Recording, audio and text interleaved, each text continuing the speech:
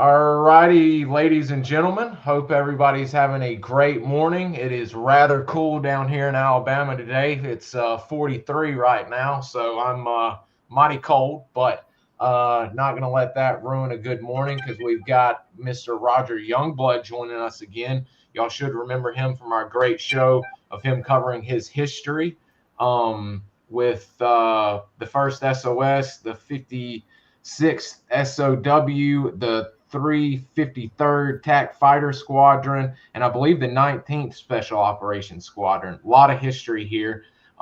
He is going to go through a little bit of his bio again if y'all didn't catch it, and then kind of lead off with a little story or two. And I think we're just going to jump into some questions and really get into it. And Mr. Terry, we've got some news for you coming up. So, Mr. Roger, the floor is yours, and thank you for joining us today. Well, it's about 9 in the evening here, but we're 13 hours ahead of you all. And good morning to you, and good morning to those that are listening. And I would encourage all of you that do follow Bud and his shows to stay with him and log on and give him some support. I was really pleased and thankful that we did our previous show. And just a brief rundown on me, Roger Youngblood. I'm from Texas. I got into the Air Force in 1968. After pilot training, I was sent on my first tour to Saigon, Vietnam, and I did a one-year tour there, and I had learned out of pilot training that I didn't get the A-1 SKYRAIDER, which is the aircraft I wanted to fly. It just didn't come down. But I was told that if I would volunteer for another consecutive tour in Vietnam, you can get the aircraft of your choice.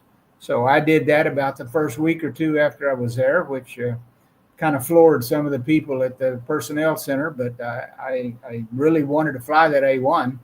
And within a month, I had my assignment back to Nakhon Phanom or NKP, Thailand, flying the A1.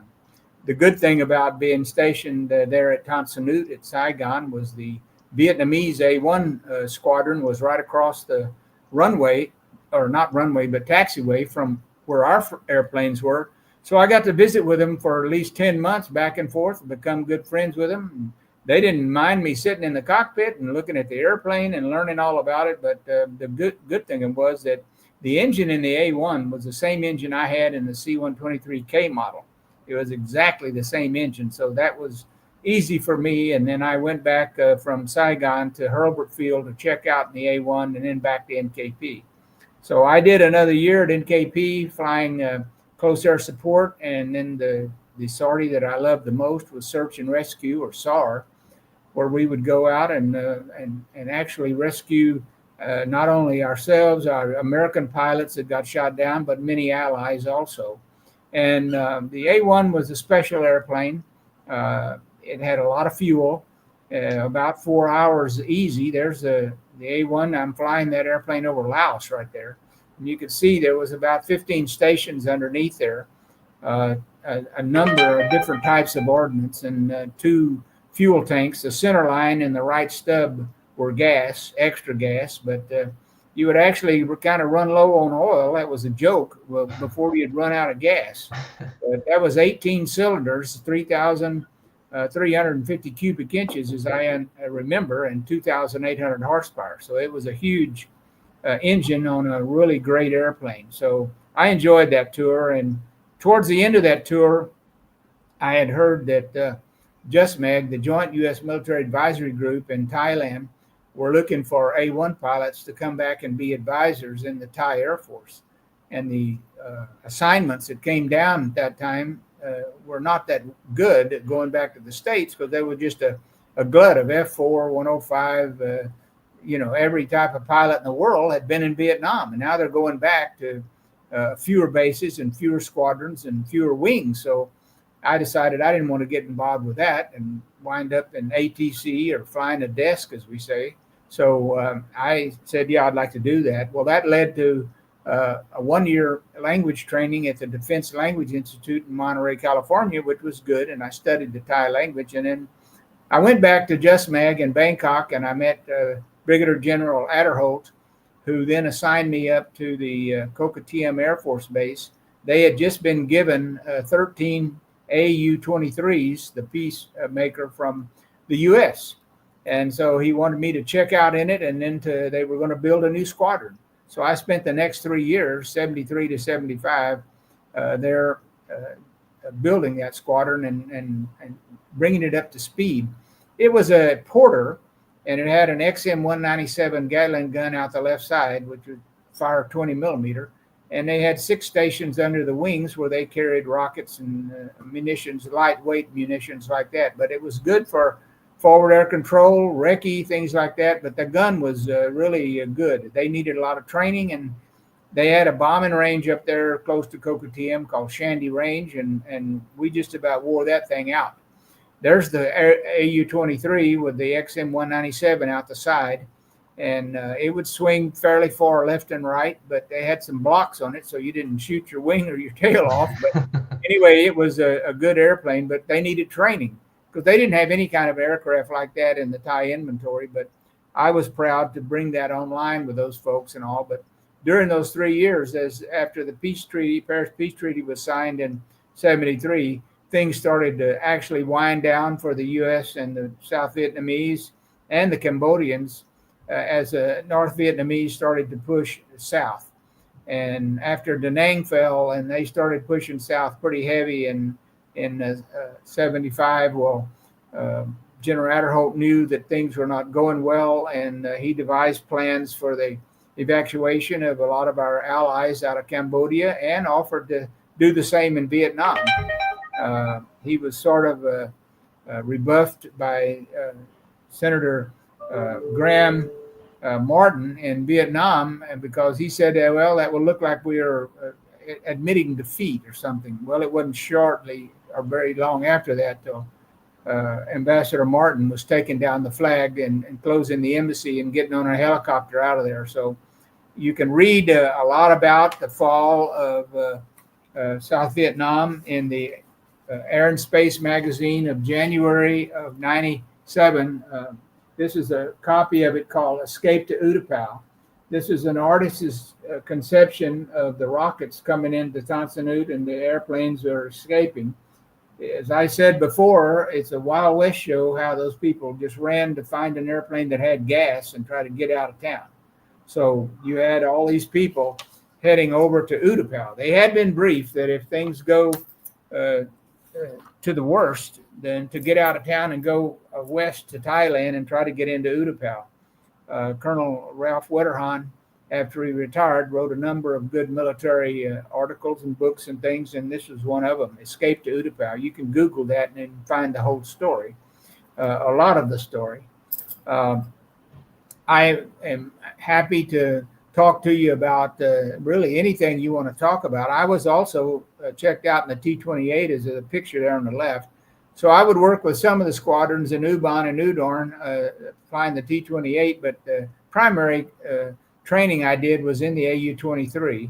And after Saigon fell and I was asked by General Adderholt to go down to Utapao with Major Jack Drummond, we had both been A-1 pilots, and just to summarize what I was talking about last time, we wound up repossessing, as we call it, 4 A-1s and flying them out of Utapao back up to Tak Lee and hiding them in a hangar.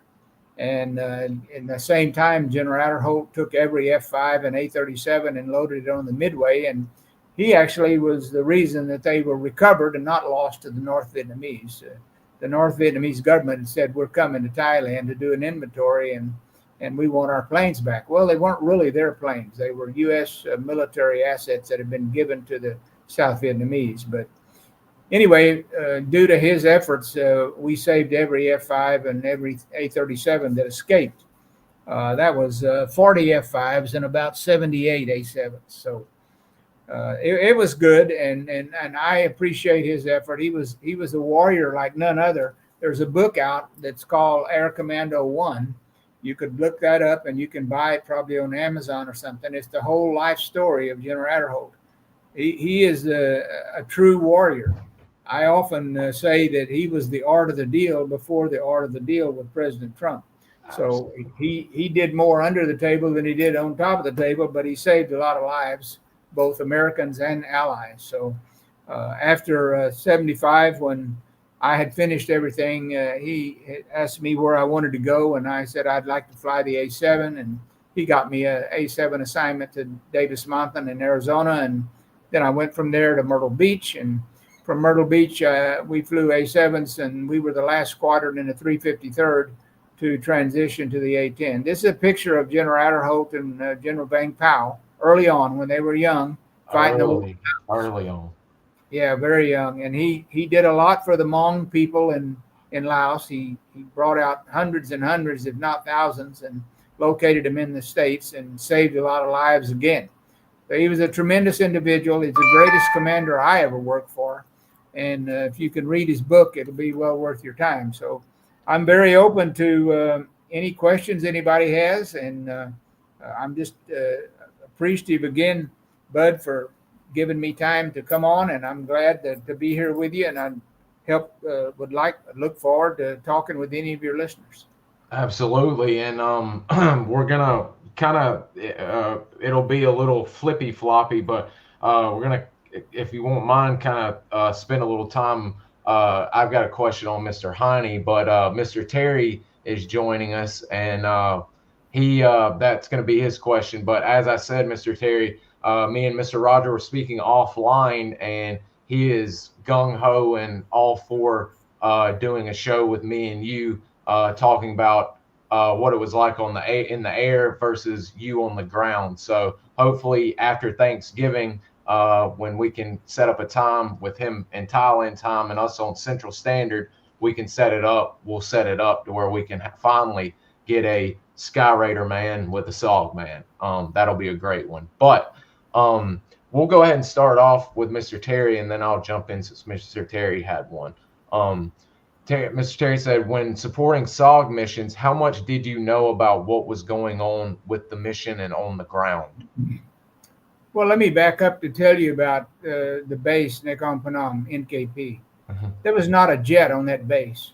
This was I won't call it secret, but it was a prop only. There's a picture of it base. There was A1s, early on AB-26s, AC-47s, Task Force Alpha, which is over on the far side of the base, was a secret organization that was listening to sensors that had been dropped on the trail. And we were trying to find out when the trucks were moving down the trail so we could go and attack or whatever. But this was a very special base. As I said, there were no jets there. It was a kind of a rollback for the weapons that we were using. But General Adderholt was the first commander there, and he cut that base right out of the jungle. It's in the northeast corner of Thailand. If you look at a map of Thailand sometime, you'll see where it's located, and it's right across the river from Laos. So it made it very accessible for us to take off and turn east, and we were in the war. Now, as far as the Special Operations Group or SOG or those boys, MACV-SOG was a very, very special group of people that was put in to do very special missions, and they really hung it out. And my hat's off to all those guys. I went to a reunion at the New Orleans Hotel for SOAR, and I met some guys that I had been flying in support of, I guess, during my mission in '73. And there's NKP right there in that northeast corner. And that shows you how close we were to Laos. And Steel Tiger was right across the river. And then up north was the Plantage Yards, or PDJ. But you can see we can get into Vietnam very easy also. But back to the MACV guys, yes, we knew we would get a frag. That was a fragging order telling us what our mission was that day. If we were going to be in contact and in support of SOG forces, it was because usually they were either being infiltrated and they needed to know that they had some air cover in case things went to heck in a handbasket, or they were in trouble and they needed fire support.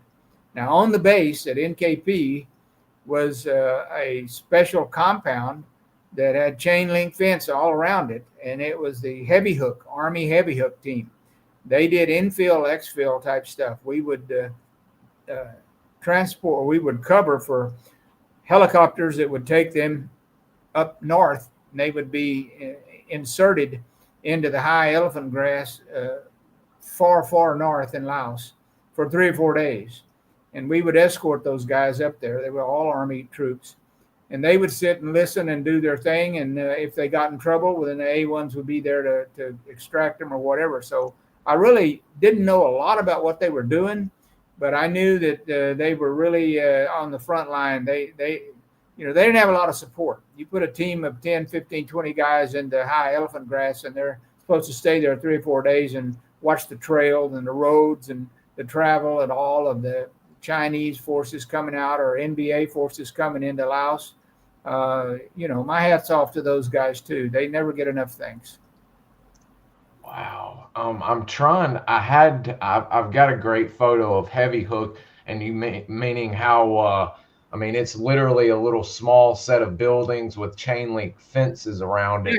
The funny thing about Heavy Hook, if I can talk about that there's the NKP, is that Heavy Hook was they kept to themselves, and when they would have a get together or a dinner, they would invite the A1 pilots, the Ravens or the Nails, and the Knives, or the people that worked with him. And it wasn't just to open up to the base. It was just to the people that flew and fought with him. And you get to come into their compound. And it was really an honor to go and meet with those guys because you knew what they were doing. And as I said, they hung it out every time they were picked up and carried up north to be inserted somewhere to do something. So those were great guys. And that compound was just another portion of NKP, which was all pretty much special forces. It's and guys, I will post some photos. I hate it. I any other time I would have the photo sitting right here, but it is literally a small H type building, and high fences, gates around it. Captain Jim Butler was down there running it for a while. I've got photos of him smoking a cigar at a desk, and behind him are red velvet curtains and that say top secret, do not look behind.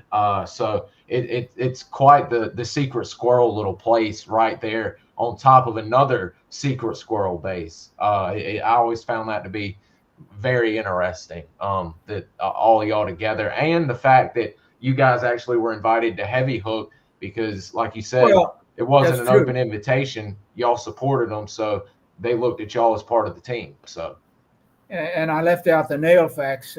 They were just great guys. They flew OB-10s and other aircraft, I think, early on as facts. And don't forget the Ravens up north, flying O-1s and actually some A-28s and all. But it was all, I call this special forces working together. And it was an honor, again, to be a part of that. And the A-1s just loved to fly support for those guys. Wow. That's I was curious, as you said, there were no jets at NKP. Were the OV-10 Nails where were the Nails stationed at? Were they at NKP? Yeah, the Nails. In fact, the Nail Hooch, as we call it, those pilots was right next to the A1 first SOS Hooch, and we partied together a lot and all, and got to know each other. But yeah, they were on the base. The Nails were there.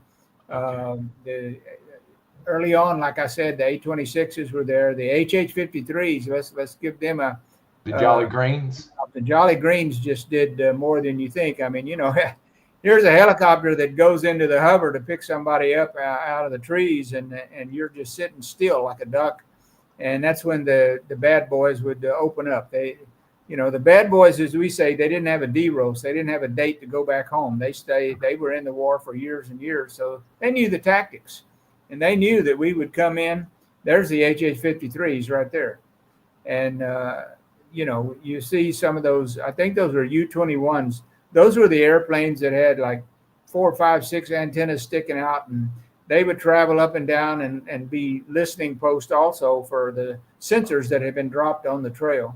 Oh. Now, this is an early on photo, I think, before we had revetments. We finally got revetments around the A1s anyway for protection. But the Jolly Greens were just tremendous. They never, they 1 and 2 would take off and they'd be ready to go. And you'd just have to show them where the survivor was, and they went after it. But the A1s tried to go in and find them and sanitize the area and make it as safe as possible for the Jolly to go in and make the pickup. Most of the time it worked out. Sometimes it didn't. So that's just war. Wow. I know close air support was just literally in the job description for a SKYRAIDER. But y'all would become, since y'all were on station for so long, y'all could be a FAC if need be for jets or otherwise. What about, and I literally just went blank on what I was about to ask you, my God.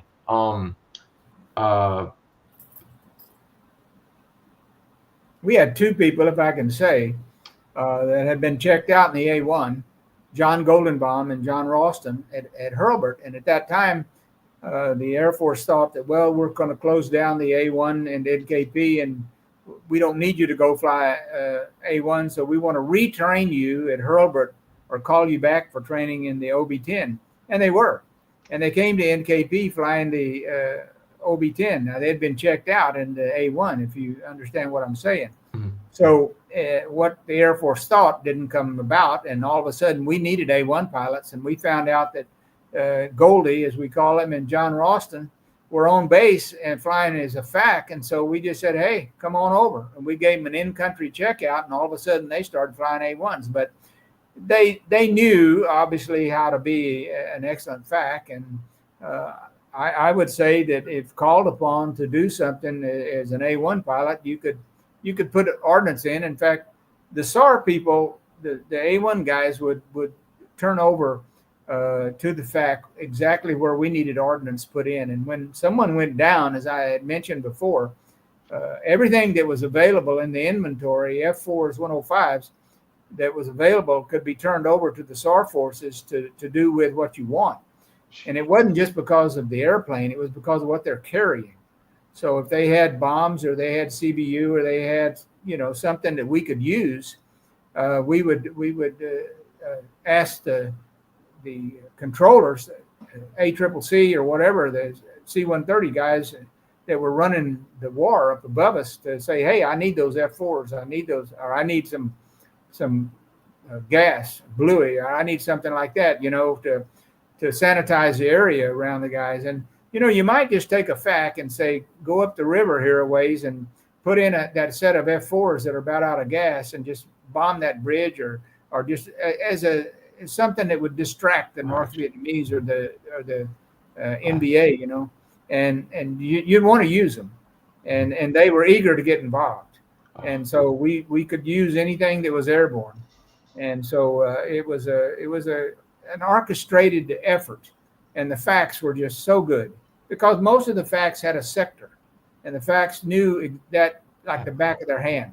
Mm-hmm. And if they take off on Monday and do their thing and Tuesday, and they come back on Wednesday, and the area didn't look the same as it did on Monday and Tuesday, they knew that, hey, something's going on here. They built a new bridge, or there's some trucks parked under the trees or whatever. And, you couldn't get any better than working with a FAC that had his own sector. And I really appreciated that. Those were great guys. Wow. I finally figured out what I was with close air support being in the mission statement, and combat search and rescue, or SAR, whichever one you'd like to add in.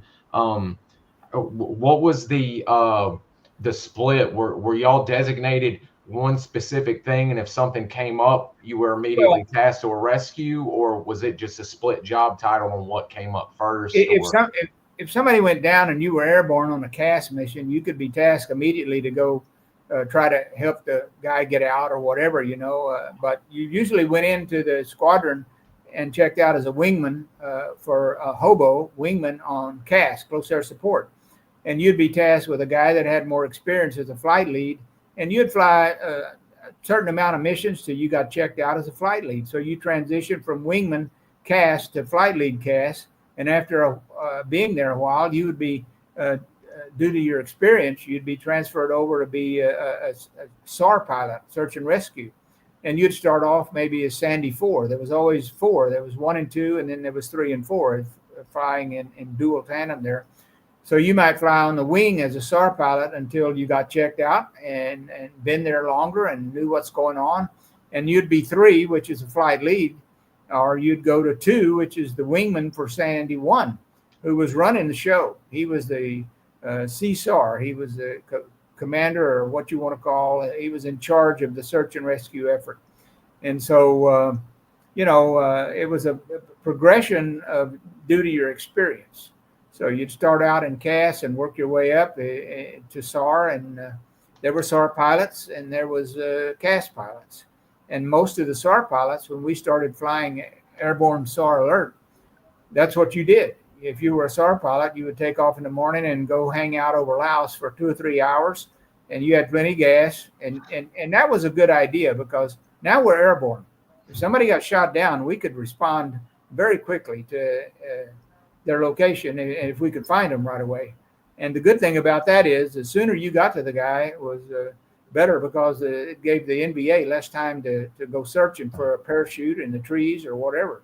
So airborne SAR, that picture you showed a while ago, the A1, that was over Laos. That was during an airborne SAR mission, just SAR alert, I'm going to put it that way. And we would fly for a couple of hours, and then we'd be turned over to the FAC, because we always liked to strike. And he would hold out on a good target or something like that, because he knew that he could work with the A1 guys. We would have at least 5 to 10 passes, maybe more. Now, there's your SAR force right there. There's Sandy 1 and 2 with the Jolly Green. And sometimes we would be airborne like that over in Laos. And so it was a team effort all the way. But my hat's always off to the Jolly guys. They were just there was no holds barred on those guys. They'd go into the thick of it, and taking rounds and everything, and hanging in there to get that guy. And the PJs were something else. They'd go down on the penetrator sometimes and wrap around the guy if he's injured and couldn't get on and all, and strap him up and bring him up. And those guys were unbelievable and well rewarded, some of them, and they should have been. But the Jollies were just a tremendous group, and they had a lot of pride, and they should. They were great. We've heard some heck of stories from some of the SOG men and other pilots such as yourself, and there's some firsthand accounts in some of the Jason Hardy books back there, the team histories of actually declassified rescue missions that the Jolly Greens were on, and it's just, they're literally taking RPGs under the underbelly, and they are not leaving until literally they're either going down or they're out of gas or what have you. It just a brave group of men. There in the Sandys, there was some great Sandy pilots. Sometimes we didn't get a guy out in the first day, and you'd go back on the second day, and there are some great SAR stories of rescues up even into North Vietnam. And when you get a chance to interview some of those pilots, they have a reunion every year. It's either or every other year. It's either at Hurlburt in Florida, or it's at the Minger Hotel in San Antonio. And if you get a chance to go there, like Ken Holston has been there because he's an A1 pilot, and he did so much good work with us with 606 after we got it back to the States. But he's just like a brother that flies A1s with us, man. I mean, he's great. But Rich Benjamin is a reporter like yourself. He's done many videos interviewing A1 pilots. And once I invited him, and I told him, I said, you got a treasure trove of people here with war stories that's never been told. And he started coming and going, and he just shook his head, and we accepted him because we knew what he was trying to do, is trying to get the word out of some of the things. And some of the SARs, especially the 2 and 3 day SARs or long SARs or whatever, to interview those guys, that's something else. And my hat's off to Rich and those guys. But the A1 pilots, they don't make any more of those guys, and so we have those reunions. And I'm going to try to go back to the next one. I'm here in Chiang Rai in Thailand. I live here now, and I'm working on trying to do some work up at NKP to renovate it all with their Chief Marshal Borchardt and the Thai Air Force. And I just kind of got into that by happenstance, but I'm really excited about it. But I'm going to try to make the one more trip back to the States to the next A1 reunion. So we'll see how it goes. That would be absolutely amazing. I'd like to see you there, bud. I'd like to see you there. If I can get the invite and I am welcome, I will do everything in my power to come see you, gentlemen. That's for sure. You're invited, my friend. You're invited. I'll be in touch with you more about that. Excellent, excellent. Oh wow, we've got Mr. Edward Hewitt. Was an A crew chief at NKP, Zoros, and Da Nang Ola 69 to 70. Glad Mr. Youngblood was interviewed. Great pilot and individual, has helped the A1 community tremendously.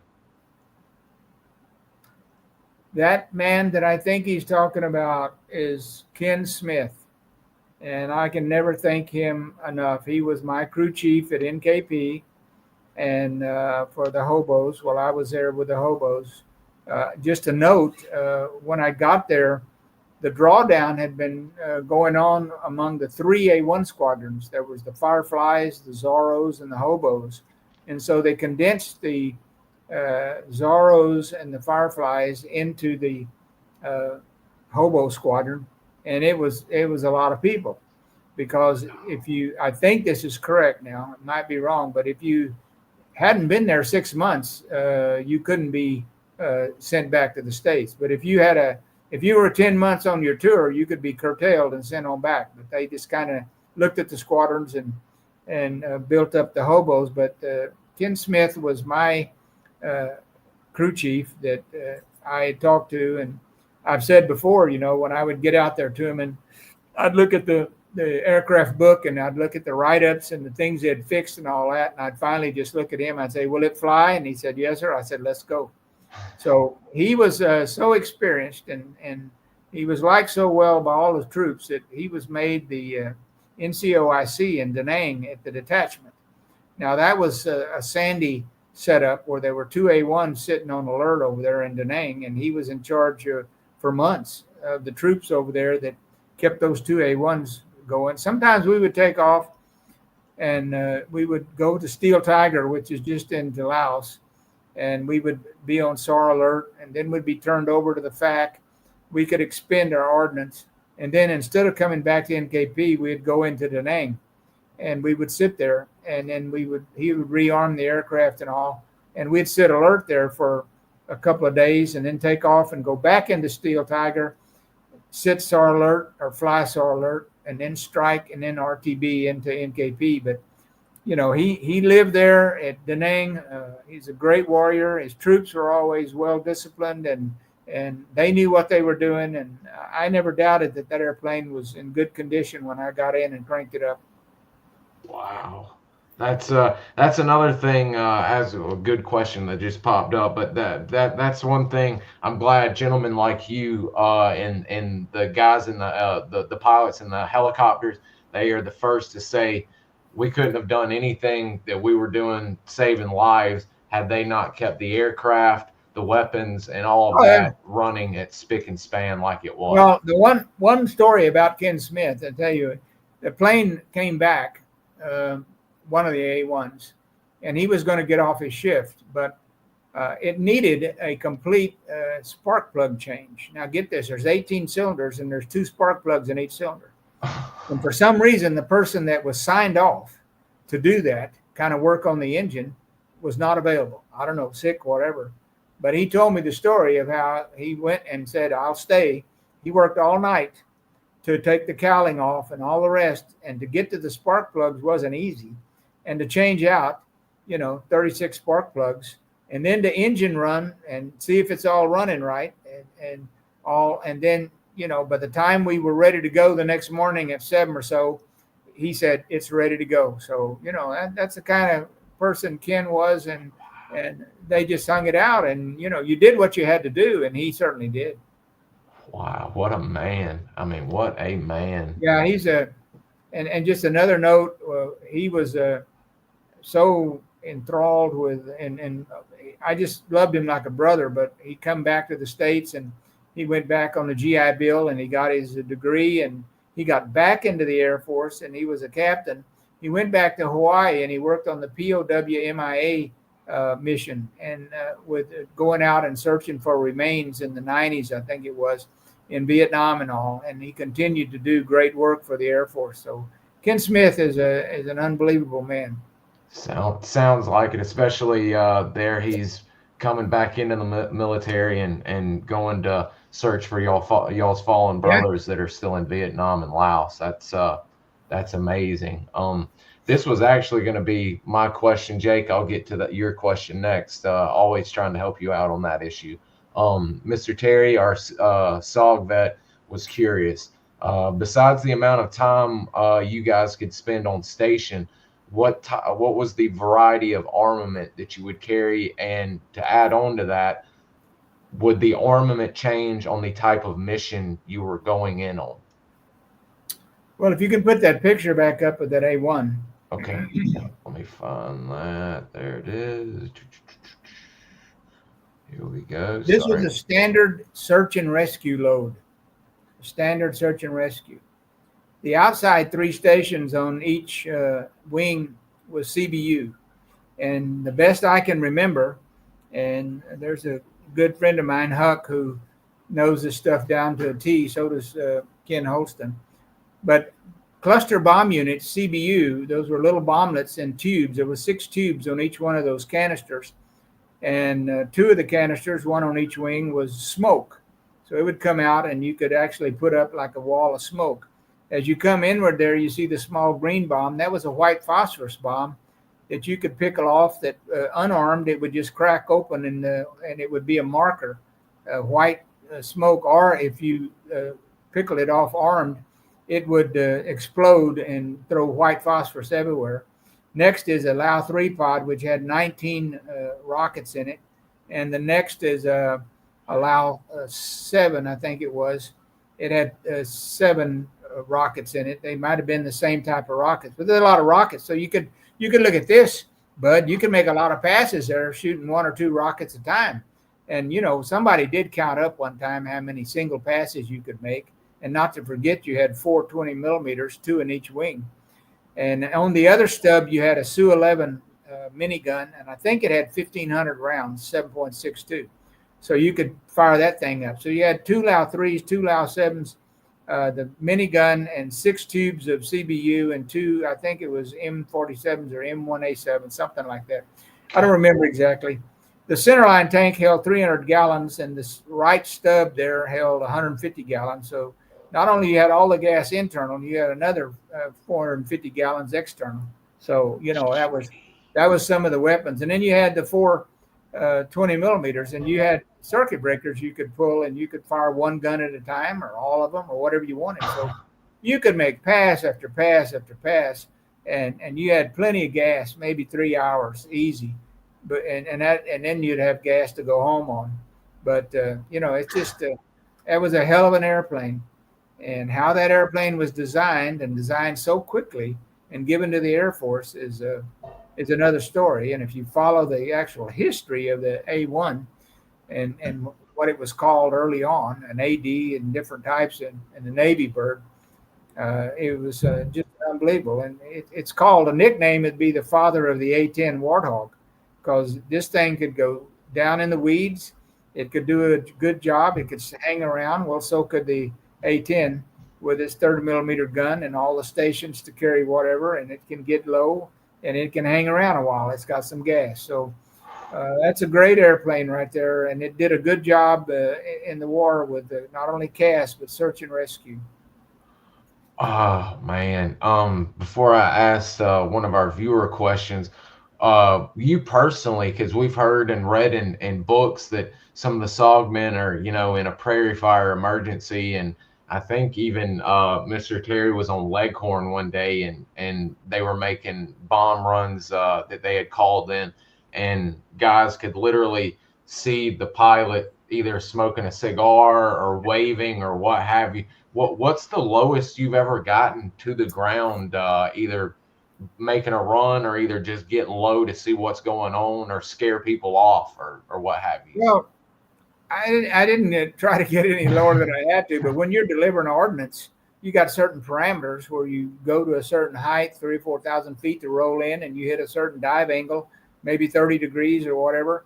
And then if you're working rockets or guns, I'd say you can go a lot lower. You can get 1,000 feet. In fact, there's some stories of A1 pilots that got under a ceiling at 1,000 foot searching for guys that are even lower, and they would just fly down as low as they had to try to find. And that was the deal with search and rescue. If you went down and you thought you had the guy, and maybe he couldn't talk, maybe he was hanging in the chute in a tree and he's knocked out or whatever, but you saw the chute and you could get close enough to, see him, you'd get treetop level to make for sure. Because the one thing you didn't want to do was bring in that Jolly and put him in the hover, and July the 4th broke open. So, you just did what you needed to do, and you had to get low. So I would say you could work at 1,000 foot easy in the SAR, trying to find the survivor or lower, back and forth. And remember, the survivor needed to see you, because he needed to try to tell you, well, you're north of me or you're south of me or whatever, and help you to come in to find him. So I never had a restriction on the altitude, but you had to do what you needed to do. Man, oh man, wow! That now we see why the SOG men could actually see faces on some of you guys. Well, I would say that's true. I would say there's some A1 guys that got down, and the Bernie Fisher story, how he landed on a field and picked up another pilot and flew back out of there. I mean, you can't get any lower than on the ground. So it just there's some stories. Every aircraft in Vietnam, I don't care what it was, A7, not A7. Well, A7s finally got there, but 105s and F4s, those guys got some stories. But the A1 is a different type of story, because it's a different type of airplane and a different type of mission. And I thought it was great to go and support the Army troops, troops in contact. There was nothing better than to fly a SAR mission and it be successful. I mean, you bring a guy home on a Jolly Green and you have a pretty good party that night at the club. So, it was just bringing a guy out of the weeds, and it was something else. And, hats off to Air America. Their helicopters were running around all over Laos, and sometimes they were first on scene to pick up somebody. And it was a special type of war below, I'd say, 10,000 feet. You got the guys that were flying the General Olds and all those guys out of U-Bahn, flying high and fast and killing the MiGs and all. And they got their war up there in the sky and tapping the tanker and all that and heading back out. But you got another war below 5,000 feet. And you had to get down to precisely put the munitions in, because sometimes the troops in contact were across the creek. You had bad guys not very far from you, and you had to be careful about how you expended the munitions. Did you have I guess you can't have an individually favorite, but did you have a weapon or armament on the A1 that you found yourself relying on a little more than any other armament? Well, I would say we had a fixed sight in the head-up display there, or in the gun display for delivering weapons. It was fixed. It was nothing cosmic. It was not like in the A7 or what you find today in today's munitions or in today's aircraft. You had parameters to meet in order to expend the weapon. So you see that gun sight right there. They would be a fixed gun cross that would come up, or a sight that you could select whichever one you like the most. And that's exactly, you point it and you try to work around to where you can deliver the weapon accurately. And the rocket's going to do its own thing once it's delivered, but you hope you're on a dive angle that will you can expend the munition. Now, I guess the gun was as accurate as anything, because you could get pretty precise with that. And the CBU, cluster bomb units, they were aft dispensing. So you would go over a target or something and they would come out the back and they would just fall in an area that you want them. You had to deliver them high enough, because each little cluster bomb unit, there was some fins wrapped around that ball, say a tennis ball, and the little fins were wrapped around it. So once it came out, the fins would be exposed and it would start to twirl. And once it got up to a certain speed, it would arm. And so then when it went through the trees, or if it didn't hit a tree, get to the ground, and it would detonate. So it was a pretty good munition, and you could deliver one tube at a time, or you could fire all 6 of them. And so, you know, the rockets were good. The minigun was pretty good, but I don't think it was that accurate myself. But it was certainly great to spray in the trees and keep the bad guys' heads down while you're trying to sanitize that area. Yeah, I imagine that no better thing than the minigun to Yeah, keep people's heads down. it was it was great. And if you're really out and you've got a target, I always said there's no reason to take weapons home, man. Let's go home dry. And you know, you fire at least it was with me, when you fire a rocket pod and you fire 1 or 2 rockets and you think there's 6 or 7 or 3 or 4 left, then you want to fire the rest of them.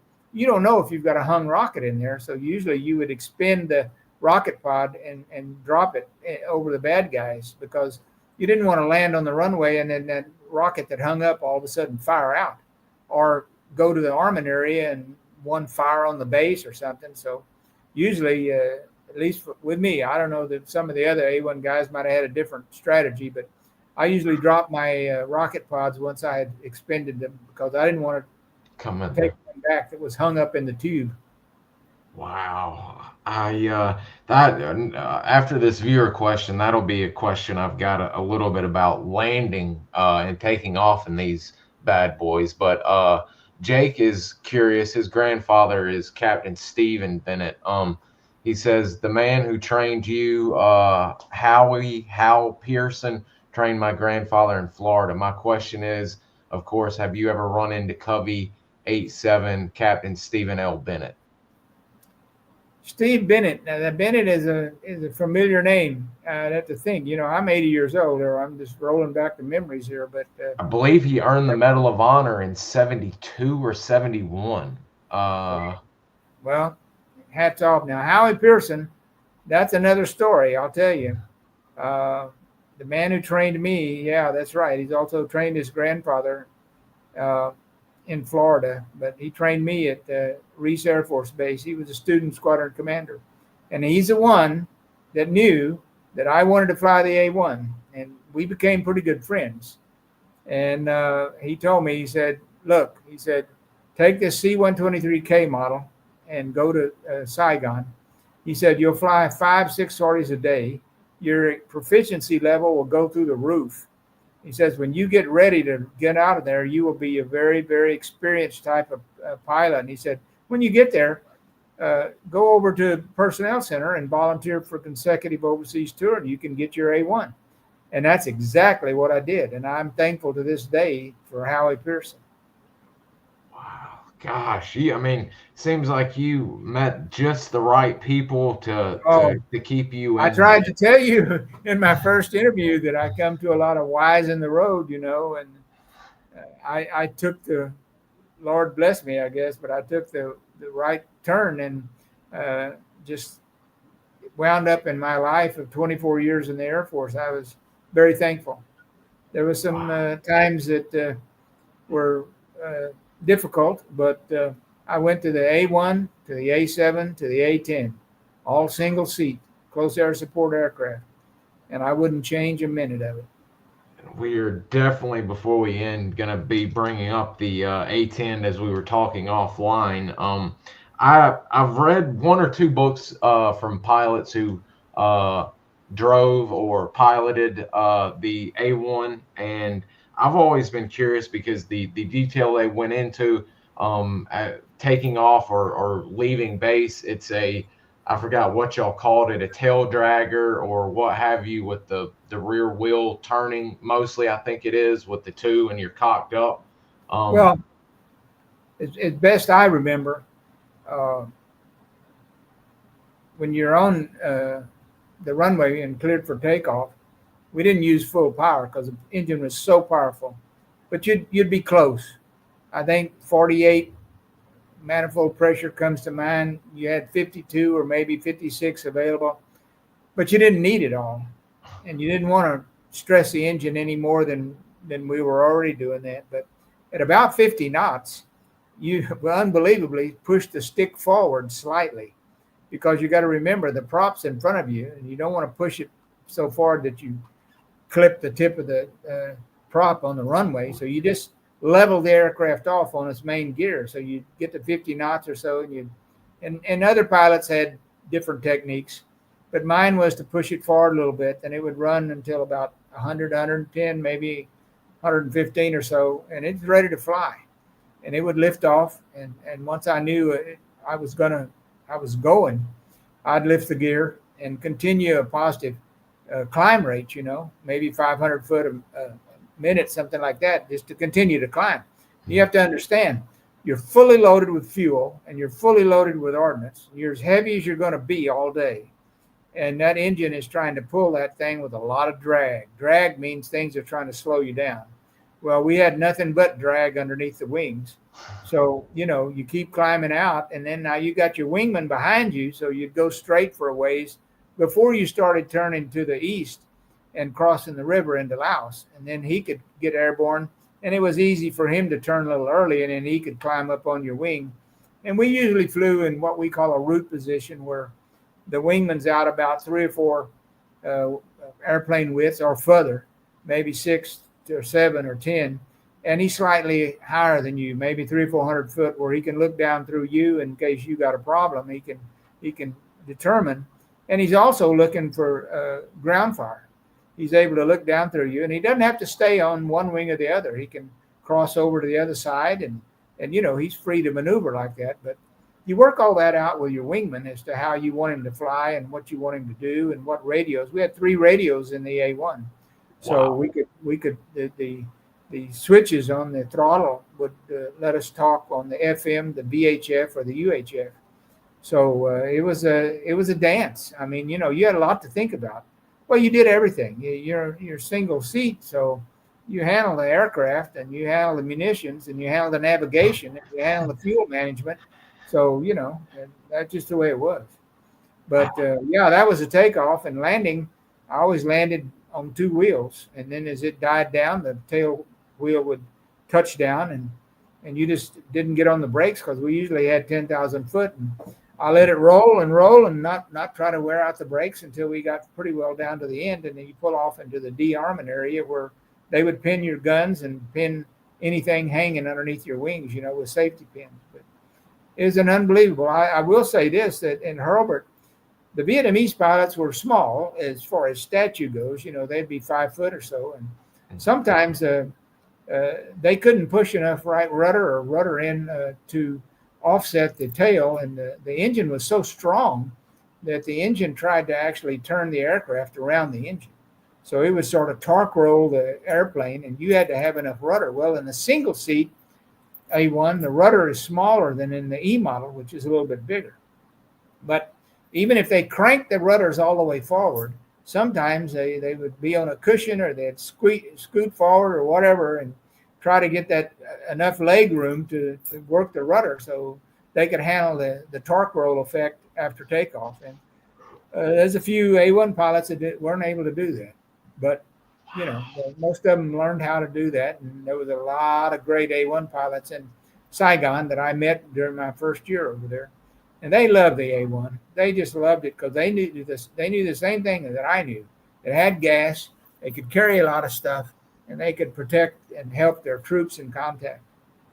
Wow. I mean, I can see why. Well, once you get into it, I know some guys who may have wanted to been jet jockeys may look at it and be like, "Oh my God, I'm stuck flying a WW2 Korean War era plane. I'm not wanting to do this." But once you find out what all it's doing and capable of, I'm sure that thought goes right out the window. Well, I'll tell you a short little story. When 2 A1 pilots would go SAR alert down to Ubon or wherever, or even to Da Nang and all, and after you got off alert at sunset or something, and you went over to the bar to eat dinner or something, when you walked into that bar, say it's F4 pilots, and you had your A1 pilots patches on the wing and your 56 Sal patch and all that, and those guys saw that, man, you couldn't buy a drink. You couldn't buy a beer. You couldn't buy anything. You couldn't buy your food. And they're up there saying, hey, we appreciate what y'all do and all. I mean, that was what I found out. All the fast boys really appreciated the A1 guys. And they just loved to know that the Sandy pilots were there. And I had a guy one time telling me, he says, "Are you on alert tomorrow?" And I said, "Well, yeah." And he said, "Well, I got an 8 a.m. takeoff." And he said, "I'm going north." And, he was trying to tell me he's going to be flying. And I said, "Hey, don't worry." I said, "If something happens, we'll be helping you out," And it was just that kind of they felt good. They knew the Jollies were there, and they knew the A1 pilots were there, and they loved those guys. And so it was great. It was a good relationship. Sounds like a strong camaraderie, even with men outside the SKYRAIDER units. Wow. I think there was never anything better than the SAR mission. I mean, if you can go in and bring somebody back, I mean, that's just better than knocking out 10 bridges and everything else. I mean, that's the story right there. And that was a lot of pride in that in the A1 squadron was the SAR folks. Wow. It was a team effort, man. The facts, they knew more about where the guy had bailed out than anybody. So a lot of times you talk to him and say, "Well, what do you think?" Well, I know there's nobody bad over to the north or something like that. Or I can put in the F4s over here and distract the bad guys. Or if they're coming up the road, I can cut it off. It was like an opera. It was a team effort all the way. The facts and the Jollies especially, So it was just, it was great, Wow. I mean, it's just amazing what you guys were doing. And speaking of while we're flying, I've got a few interesting and some don't involve flying questions, and we'll see if any of the viewers have any more left, because we're coming up on an hour, and I know about an hour or so it starts running late for you, and I don't want to wear you out and such as that. I'm available anytime you want to crank this thing up again. And yeah, that's what I'm saying. So we won't run it into the dirt since you're open for us. But I was curious, since you were talking about at the very beginning in-country checkouts for guys becoming pilots and such as this, or SKYRAIDER pilots, shall I say. This is a bit of a two-parter. I guess for the first part, for you, how long until you became comfortable flying Vietnam SKYRAIDER? I know you're comfortable flying the SKYRAIDER after training and all of that, but how long until you became comfortable flying in combat in the SKYRAIDER? Well, that's a kind of a two parts to that answer. You want to study the A1, and you want to know what it can do for you. And you may get one or two or maybe three rides in the right seat with an experienced IP in the left seat. And he's not explaining to you too much about the airplane. You can learn and study that up on your own. But he's telling you, all right, here's where the river bends, and this is good, and this is a safe area. And we call this area the Steel Tiger, and this is the Parrot's Beak, and this is the PDJ. And he's showing you how the system works, how you take off, you got plenty gas, you check in with the FAC or ABCCC or somebody, and you get your directions as to what you were briefed in TUOC as to what you think you're going to do, but sometimes it changes. But in the first 2 or 3 flights, you get the lay of the land, so to speak, and then he'll sign you off, and then you fly on your own. And you'll fly as flight lead, and you'll probably be connected with another experienced pilot on your wing until you say 10, 15 missions, and then you can fly with nearly anybody. But they'll check you out fairly quickly, and you need to know your airplane in order to put in the ordnance that's required by the FAC, And then the same checkout goes for the SAR. If you've been there for a while, a few months or so, and you got 20, 30, 40 hours or whatever, and the ops officer will know who to upgrade to SAR wingman, we say. And then you go through the process of SAR number 4 or 3 is a flight lead, and then 2 is another wingman. So it's just a process of you assimilating everything and understanding the geography and all, because it was a different war. We were fighting people are hiding under the trees, so it's a jungle type thing. And you got to understand, this is basics, that you think about the war today and the cosmic aircraft they built, where the radars that can do this and that. We didn't have any of that, I flew with the cockpit open sometime just to, relax and take it easy, throttle back, take it easy with the engine. And when it come time to play, you were ready to play. And, you tell the fact, he knows. If you check in as Sandy 1 or 2, he knows what you're carrying. And he says, hey, I want you to put those rockets in on the north side of that bridge up there. Or I want you to come and lay all that CBU down the creek bed or something like that. The facts were so good. They knew our aircraft inside and out and what we could do and how long we could play. And so I getting checked out was fairly quick, depended on your previous experience. If you'd been flying airplanes for 4 or 5 years and you were now in Vietnam for a 1-year tour to get that square box checked off, maybe you were an experienced pilot, but you weren't experienced at CAS or SAR. Because that wasn't something that you flew in the States very much. No. So yeah, that was an experience, and it was a learning. And I would say the A1 guys that came out of there after a year, they were very experienced and in a lot of ways at doing a lot of stuff. And you have to make decisions. You have to make decisions. Life and death. I mean, it's literally life and death for this. Yeah. Oh my God. Let's see, we've got 1, 2, and I think the other one we can hold off, and then you can close out with the A10. But I've always been curious about, and I can't remember if Mr. George, I'm blanking on his name, that wrote Cheating Death, I believe, the SKYRAIDER pilot, George Merritt. Yes, sir. Yes, sir. I couldn't remember if he mentioned having a radio in his flight, considering y'all, or in his bird, since y'all flew so long, that he could listen to music. Did y'all have any type of radio other than just the UHF, VHF? And I've heard the story of if you're up there just droning and droning, there's the as I remember, there's the UHF, and then there's the VHF, and they all have their own frequency sets, and there's the FM, and there might have been another directional type radio that you could tune in and get music. Maybe it was music out of Vietnam or something, But yeah, I've heard stories of guys that could find a channel on some kind of radio that they could find music. But I had a lot of things to do, and I wasn't up there to listen to music. But what you could do is you tune into the fact, and you listen to the war going on. He might put in 3 or 4 sets of F4s or 105s or something before your time ever came, because you're just sitting up there, maybe 15,000 foot, flying racetrack patterns and waiting, and you'd hear, okay, oh yeah, and he'd give them the bomb damage assessment, the BDA, after they'd come in and drop their bombs or whatever. He said, okay, you got 5 killed, you got 1 truck destroyed, you got this or that, give them your BDA, and then they'd be going home.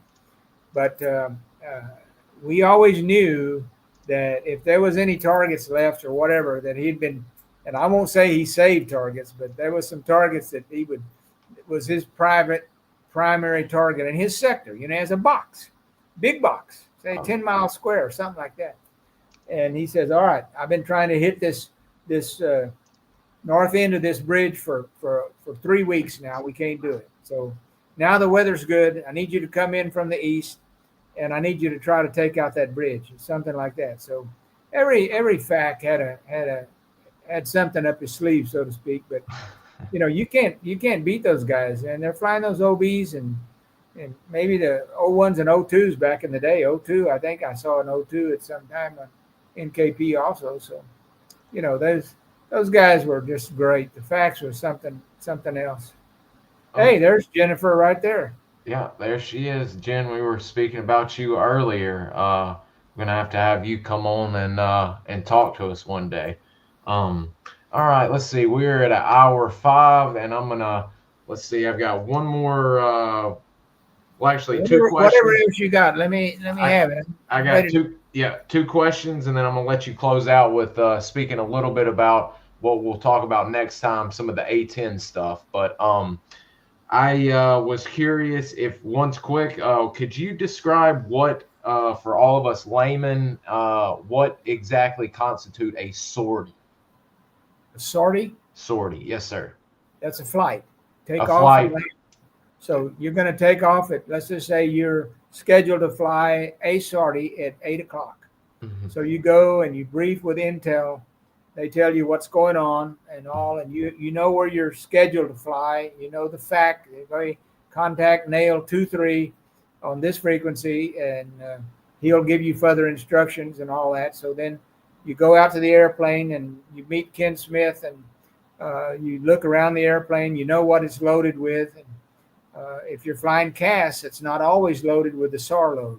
It might be loaded with Mark 82s. It might be loaded with rockets. It might be loaded with gas. It might, you wouldn't just fly gas normal mission, but in case there was some troops in contact or a SAR going on, you might be tasked to drop some what they call canisters of gas that kind of puts people to sleep, including the survivor.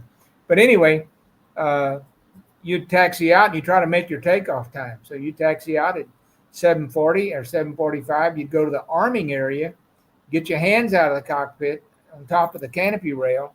And so the guys that's taking the pins out and working the guns, they know your hand not on the trigger. Wow. So it's just one of those things you learn, operational procedures. And then they'll hold up maybe 10, 15 pins showing you that they've got every pin out of the weapons, because you can't see underneath the wings sometimes. And you understand that. And so then they tell you you're ready to go, and you change from ground frequency to tower frequency, and they'll clear you for takeoff, and you and your wingman will take the runway. You'll take one side and he takes the other, and you try to take off fairly well on time. And then say you take off at 8 and come back at 11. Well, that's a sortie. So that's one sortie, and you log 3 hours, and you put in your book the tail number usually and what your mission was, and this type of stuff for your own record. But a sortie is a flight. Wow, man. And with some of y'all having several hundreds up to 600 and 700 sorties is absolutely insane. Now that I completely understand what a sortie is, that is ridiculous. They had some guys early on that flew a lot of sorties because they would get extended over to a year and a half or something like that. They could rack up some sorties. So yeah. Jeez Louise.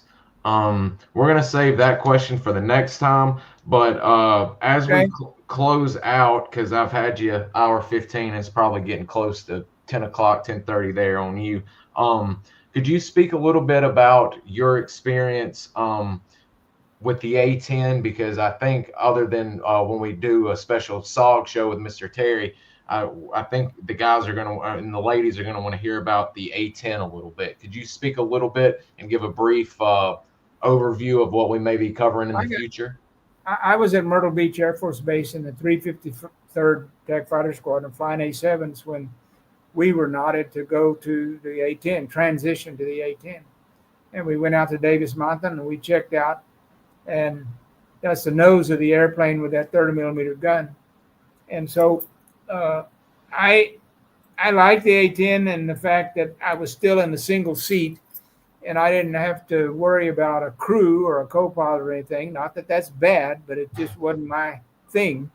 And the A-10 was built just like the A-1 was, with those straight wings where it could turn about 20, 22 degrees per second. And it had 2 fan engines built up high, and it was built as a close air support airplane. I think it was 15 stations, I'm not sure, underneath the wing. And it was just great. And you have to understand that we took the SAR book on how you do SAR from the A-1, and there was a time that it was revised to fit the A-7.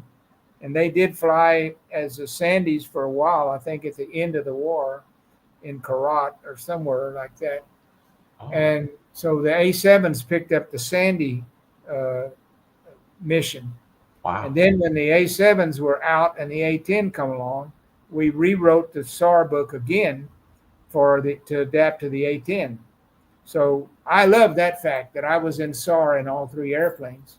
And I flew the A-10. I had gotten into Myrtle Beach. I can't remember exactly, but I was there for a while in the 353rd Squadron. and I was coming up on an assignment, and the commander of somebody made colonel, and he was his next job was to go to Nellis Air Force Base and work in some spot. And he said, well, I want to take some A-10 guys with me. So he took an A-10 guy out of the 55th, the 56th, and the 53rd Squadron. There's three of us that went with him. We were IPs, instructor pilots in the A-10. So I was assigned to the 422nd Test and Evaluation Squadron at Nellis in the A-10 unit. Now, in that squadron was very unusual. It had F-4s, F-16s, A-10s, and I think there was one other aircraft I can't bring to mind. But anyway, we did all the testing, tactical testing for anything that was new on the A-10, which I really enjoyed that 2 or 3 years. And then, lo and behold, a guy was assigned back to Myrtle Beach, and he said, well, I want to take some A-10 guys with me. And so he took me back to Myrtle Beach, and I don't know, but I may be the only person that ever did 2 tours at Myrtle Beach Air Force Base. But I went back and flew the A-10, and finally the flying the airplane only caught up with me, and I was tapped out by MPC, Military Personnel Center, after 18 years of just flying. Said, hey, you had it. You're going to go to Korea, and you'll be the ops officer in the 604 dash. So I said, well, okay. So I was over there, but then after just about to finish out my 20 years and retire, another Y in the road came along, which I can talk to you about next time. Okay. And I was assigned back into Thailand, back with Just Mag, back as an advisor because of my AFSC in the fighters, and because I had already been to language school. So they had somebody to pick on and take them back to Thailand. So I put 4 more years in Thailand at Just Mag and retired after 24 years, which was great.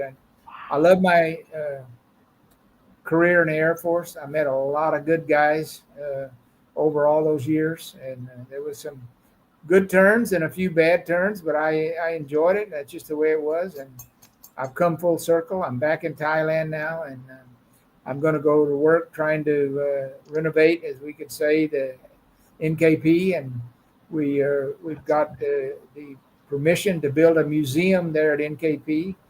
And the people and the architects that I've talked to, it's not a small effort. It's going to be a museum to encapsulate all the years that we were there from 64 to 75, I would say. And every unit that was on that base will have a space in the museum, a room or something, to put signs and pictures and artifacts and all that. And so if someone gets a chance to come back to Thailand and bring their grandchildren or something, well, take off out of Don Mueang and fly up to NKP for a couple of days and go to the museum.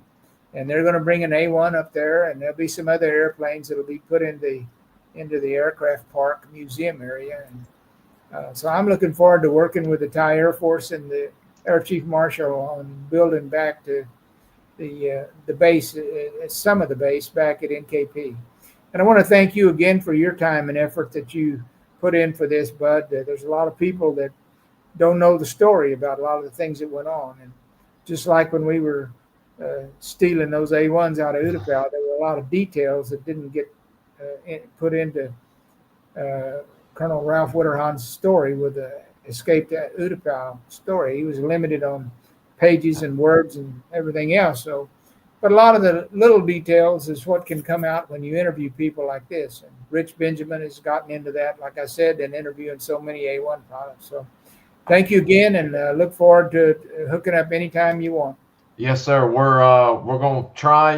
We'll have a solo show for you in December sometime as well. But maybe the next show we can try and get you and Mr. Terry hooked up and have a SKYRAIDER and SOG reunion and see about having y'all on together. So, guys, we're going to close out for today, and I hope everyone has a wonderful morning. And Mr. Roger, hope you have a wonderful evening and get a good night's sleep. So have a good day.